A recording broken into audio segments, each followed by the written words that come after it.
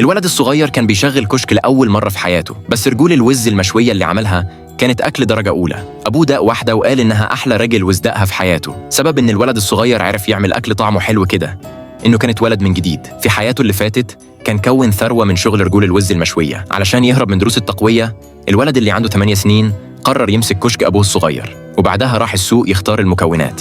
بشكل غير متوقع اكتسب قدرات خارقة، مش بس اتعلم وصفات أكل كتير اللي تخليه يشوف جودة كل المكونات. وهو في نص التسوق اكتشف إن الخضار كلها جودتها ضعيفة. ساعتها شاف رجول وز عالية الجودة، فالولد اشترى كل الكمية على طول. أبوه سأله اشترى ليه الكمية الكبيرة دي مرة واحدة. الولد قال بثقة إنه هيبيعهم كلهم. في الأول أبوه ما صدقش، بس لما شاف مهارة ابنه في استخدام السكينة عرف إن ابنه فعلا بيعرف يطبخ. وبعد شوية أول دفعة من رجول الوز المشوية بقت جاهزة. الريحة جذبت 6 زبونة في الحال. استغربت لما شافت ولد صغير هو اللي بيبيع رجول الوز. الولد طلع راجل وز مشوية وقال لها إنها ببلاش لو ما عجبتهاش. الست خدت قضمة واتصدمت من الطعم.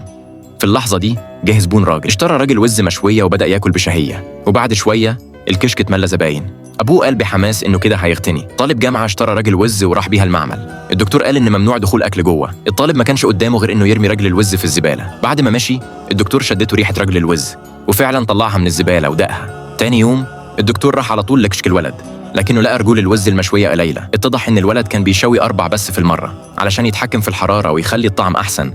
الدكتور قال إنه ممكن يساعده يعدل البوتاجاز الكهرباء عشان يشوي رجول أكتر في نفس الوقت. الولد قال له لو قدر يعمل كده هيخليه زبون في IBP. بعدها طلبة جامعة تانيين قالوا تخصصاتهم وقالوا إنهم كمان يقدروا يساعدوا في الدعاية للولد. أبوه كان فرحان جدا باللي بيحصل، ما كانش متوقع أبدا إن ابنه فعلا هيعمل ثروة من شغل رجول الوز المشوية.